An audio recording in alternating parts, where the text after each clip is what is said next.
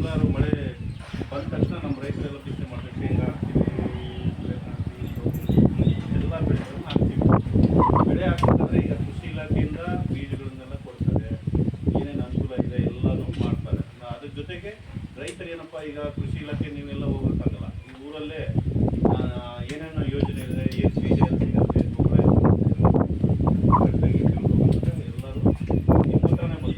So ಈ ಒಂದು ಕಾರ್ಯಕ್ರಮಕ್ಕೆ ನಮ್ಮ ವಿಜ್ಞಾನಿಗಳಾಗಿ ಸರಸ್ವತಿ, ಪ್ರೀತಿ ಮತ್ತು ಜ್ಯೋತ್ಸ್ನಾ ಮೇಡಮ್ಮು ಮತ್ತು ಪಾರ್ವತಮ್ಮ ಕೃಷಿ ಅಧಿಕಾರಿಗಳು ಅವ್ರ ಮೇನ್ ಅವರೇ ಸಹಕಾರದಿಂದ ನಿಮ್ಮ ಊರಲ್ಲಿ ಈ ಕಾರ್ಯಕ್ರಮ ಅಂದ್ಕೊಂಡಿದ್ದೀವಿ ನಿಮ್ಮ ರೈತ ಬಂದ.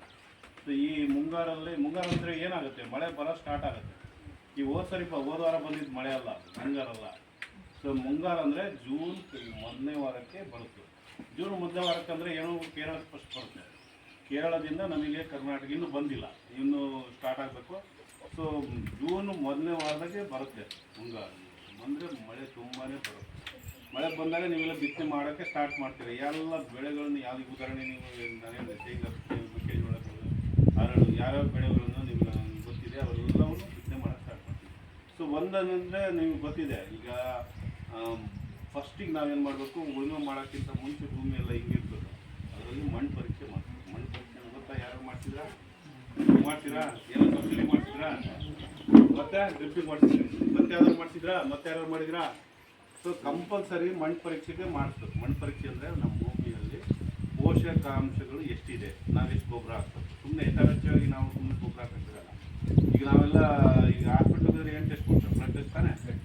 ನಮ್ಮ ಶರೀರದಲ್ಲಿ ಏನು ರೋಗ ರುಜಿನ ಇದೆ ಎಲ್ಲ ಗೊತ್ತಾಗುತ್ತೆ ಬ್ಲಡ್ ಟೆಸ್ಟ್ ಮಾಡಿದ್ರೆ. ಹಾಗೆ ಮಣ್ಣನ್ನು ಪರೀಕ್ಷೆ ಮಾಡಿಸೋದ್ರಿಂದ ಭೂಮಿಯಲ್ಲಿ ಏನಾಗಿದೆ ಏನು ತಿಳ್ಕೊಬೇಕಂದ್ರೆ ನಾವು ಮಣ್ಣು ಪರೀಕ್ಷೆ ಮಾಡ್ತೀವಿ.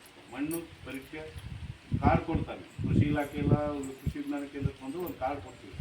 ಸೊ ಮಣ್ಣು ಆರೋಗ್ಯ ಚೀಟಿ ಅಂತೀವಿ. ಮಣ್ಣು ಆರೋಗ್ಯ ಚೀಟಿ ಅಂದರೆ ಮಣ್ಣು ಆರೋಗ್ಯ ಯಾವ ಥರ ಇದೆ ಅನ್ನೋದು ಮಾಹಿತಿ ಕೊಟ್ಟು, ಗೊಬ್ಬರ ಏನು ಹಾಕಬೇಕು ಮತ್ತು ಏನೇನು ನಾವು ಅದನ್ನು ನಿರ್ವಹಣೆ ಮಾಡಲಿಕ್ಕೆ ಬಳಸ್ತೀವಿ. ಇನ್ನೊಂದು ಗೊಬ್ಬರ ಇಟ್ಕೋದಿಲ್ಲ.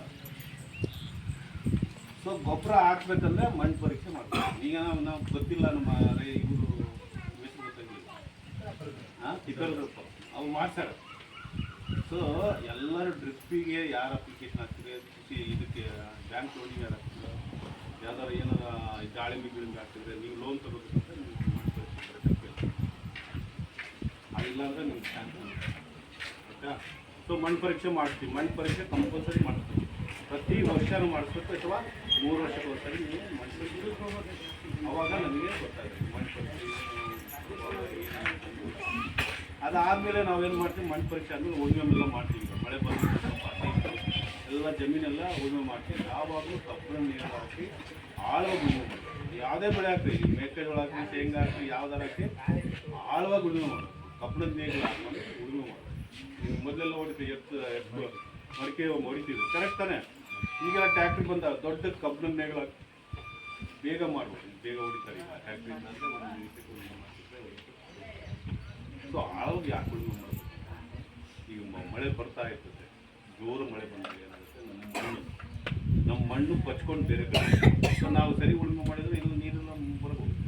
ನೀವು ಆಳವಾಗಿ ಅಡ್ಡಲಾಗಿ ಈಗ ಇಳಿಜಾರಿಂದ ಅಡ್ಡಲಾಗಿ ಸಾಲು ಬರ್ಬೋದು, ಉಳುಮೆ ಮಾಡೋದು. ಸೊ ಬರ್ತಕ್ಕಂಥ ನೀರು ಅಲ್ಲಲ್ಲಿ ನಿಂತು ನಮ್ಮ ಭೂಮಿಯಲ್ಲಿ ಅದು ಸಂರಕ್ಷಣೆ ಆಗುತ್ತೆ. ನಮ್ಮ ಮಳೆ ನೀರು ಹೊರಗೆ ಹೋಗ್ಬಾರ್ದು, ನಮ್ಮ ಹೊಲದಿಂದ ಬೇರೆ ಹೊರಗೆ ಹೋಗ್ಬಾರ್ದು. ಹೋದರೆ ಏನಾಗುತ್ತೆ, ನಮ್ಮ ಭೂಮಿಯಲ್ಲಿ ಇರ್ತಕ್ಕಂಥ ಪೋಷಕಾಂಶ ಗೊಬ್ಬರ ಏನೇನು ಹಾಕ್ತೀವಿ ಎಲ್ಲ ಹೊರಗಡೆ ಹೋಗುತ್ತೆ. ಮಣ್ಣು ಒಂದು ಇಂಚು ಮಣ್ಣು ನಮಗೆ ಆಗ್ಬೇಕಂದ್ರೆ, ಭೂಮಿ ಅಭಿವೃದ್ಧಿ ಬೆಳಿಬೇಕಂದ್ರೆ 10,000 ವರ್ಷ ಬೇಕು, 1 ಇಂಚ್ ಮಣ್ಣು ಆಗುತ್ತೆ.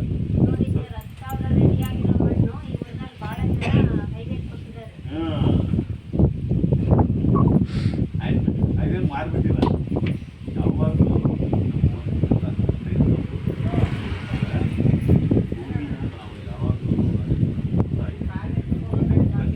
ಮಾಡ್ತೀವಿ.